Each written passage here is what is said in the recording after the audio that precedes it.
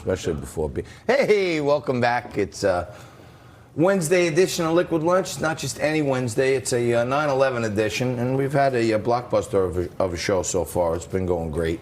And before we get to our next guest in the leadoff spot in hour 2 today, apparently, Frankie, we have some breaking news. We have some breaking news, which I'm going to bring to you unless my mobile phone dies, because I left my charger on a cruise ship yesterday, and we are now racing against time to see if I can finish this show with a semi-charged phone. But this is the breaking news. According to Axios, the Trump administration is planning to ban most flavored e-cigarettes. So this is an issue that we've been covering all week. We covered it with Nico exclusively yesterday, or Monday, and we covered it with Pavlina Osta last week. This is wild. So the non-tobacco flavors, including mango, fruit, and mint, are apparently at the center of this dramatic rise in young people, and those are the flavors that the Trump administration is preparing to ban. And I take issue with them banning mint, because I feel like that's discriminating against those of us from the 80s, because mint was an unbelievable term. I still think it's a mint term. Next time April comes back, we're going to have to give you some comedy lessons. David Zere joins us today. He's the host of Breaking Point on America's Voice News. Thanks for joining us today for a Liquid Lunch, 9/11. I'm honored. So what's happening on America's Voice? What's the voice of the people saying to you? And I have a show, Breaking Point. We have a lot of guests involving the election and counterterrorism and other stuff like that. But I'm in the White House press pool with America's Voice News, and we follow the Trump campaign around the country. Now, what is America's Voice News? It's a streaming outlet out of Denver. I hope you're not offended by that. Most people still don't know what Newsmax is. No, it's growing by leaps and bounds. It's very exciting. The owners of the network are incredible people, and they're really tied in, and they're putting a lot of money into the network. So we're very excited. I'm on with guys like Carl Higbee, who's a former Navy SEAL. We've got some great hosts like Christina Arroyo, who does a daily report. So we travel with the White House press pool. We go to all the campaign rallies for Trump, and we go to White House events. And so I've been in media and radio for about 35 years, off and on. So we're very excited, and everywhere we go, these people are so incredible that we meet with. The people that came to the New Hampshire rally and in Fayetteville the other day, they're working class. They just want government out of their lives. And we're in New York. We're being suffocated by our businesses. I'm a builder by trade on Long Island. I build in the Hamptons. I'm a land developer and a broker for 30 years. And we're getting suffocated. And 800,000 people a year leave New York. And we've lost 1 million net people in the last 10 years. And the New York State Legislature is out of control. And the scaffold laws and prevailing wage and the rent control and the workers' comp fraud and Medicaid fraud and paying $38,000 a year for health insurance as a business owner. So we're really getting hammered, and we pay close attention to the news. And what the media isn't telling you, that these Trump supporters at all these rallies are great people, and they come out 10, 15,000 at a clip. They're crazy for the guy. They're not all racist, ready to stone the nearest black person? So first of all, half of them are women, and about a quarter of them are blacks and minorities. And I interviewed gays for Trump in New Hampshire. They were the smartest guys I ever interviewed in my life. So they're really wonderful.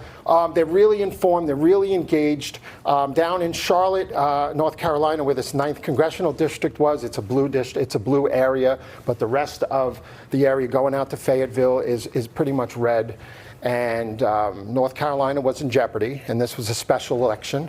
But what the media doesn't tell you is that this guy, Dan Bishop, was down 17 points 3 weeks ago. Right. And he still pulled out the election. Well, so let's go to some video of Congressman-elect Bishop. This was right after his victory last night. Well, let's just pretend that it's playing. It's playing. But so Dan Bishop was down, as you said, 17 points. This is a district that the president won by 16 points. Right. Why is the Republican candidate, which I'm told we have here for people to watch, why was he trailing? Great service to the people of this district by electing a man of integrity and principle, a proven leader. But you also, I want to assure you, you've done a great service to the cause and to the country, because when Congressman Dan Bishop gets sworn in on Capitol Hill, together we're going to keep America going. There he's receiving a congratulatory call from Mike Pence. Why was this so competitive, though? Well, I was just going to weigh in and say, people also don't understand this. That's not the guy who ran the first time. Right.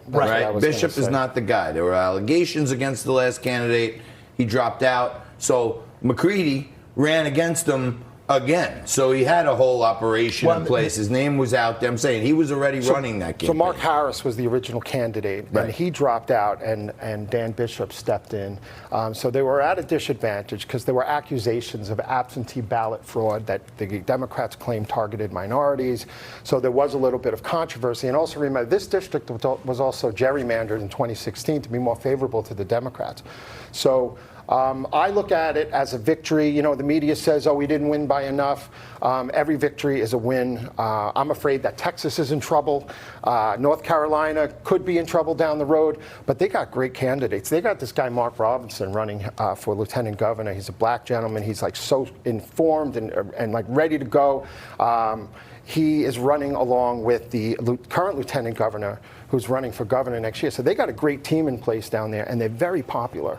And everybody I talk to is on board, you know, down there to, the GOP put a lot of money into this race down there. Hey, I look at it as a win is a win. You know, the polling, nobody knows, 16, 2, 12. There's always a different dynamic, and especially in a special election. Anything could happen. Just get 50% plus one vote. It was interesting, David. One of the articles on this race in the New York Times yesterday, they spoke to some random people in North Carolina, and including a lot of Trump supporters. And there's one woman they spoke to who said, you know, the president endorsed this guy, so I'm for him, but I'm a lot less enthusiastic, I'm paraphrasing, about this guy than Trump because he's too politician-y.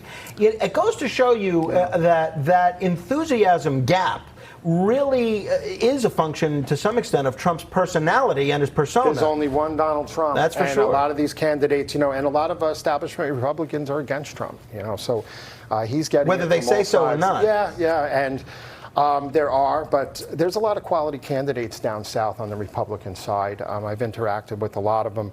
What's really another big secret that's not being told in the media, they keep saying recession, recession. There's a crane on every corner in every city that I go to, in Cincinnati and Manchester, New Hampshire, and Fayetteville. And I was down in New Mexico. They're building all over the place. The economy's still strong. In my business, it's very strong. And, you know, things could turn in a year or two, but things are very good. And it's the best 3 years in business I've ever had. So I think people see that. When I talk to people at the rallies, you know, I talk to a lot of Democrats in New Hampshire who are switching over or who have switched over or voted for Trump in the last election. Remember, 2.5 million Democrats and independents got in their car to vote in the primaries, and they crossed over, you know, for Trump. So it wasn't the Russians that got him in the car. It was the hope that things would change and investors would come off the fence and interest rates would stay low. And, you know, so those hopes have been fulfilled. I believe that. And after 8 years of hope and change, people were hoping to get food stamps. People were hoping to get unemployment, hoping to get free housing. When Obama was gone, all they had was change left in their pockets. And Donald Trump comes in, cuts regulations, lowers taxes, creates jobs. And David Zere lays that out for you every day. Or how often do you do your show? Well, I have a show once a week. It's, once a week. But he lays it out for you once a week. Once a week. You know, John, my message is for the guys who let out their contractors out of the gates at 4 o'clock in the morning, who don't have time to go out and protest. Because the Antifa guys are smoking pot in their parents' basement and are medicated, and then they wake up at night to go and destroy stuff. We're the hardworking Americans. We're the people with our heads screwed on straight. And that's the message that our network is trying to bring, and that's what my show is trying to bring to light. Check out Breaking Point on America's Voice News and David Zere. Check out these commercials real quick. Don't go anywhere. It's a special 9/11 edition. And Dr. Judith Kuryansky is going to be with us next to tell us how to deal with the PTSD and the other anxiety effects of 9/11 and others. We'll be back right after this.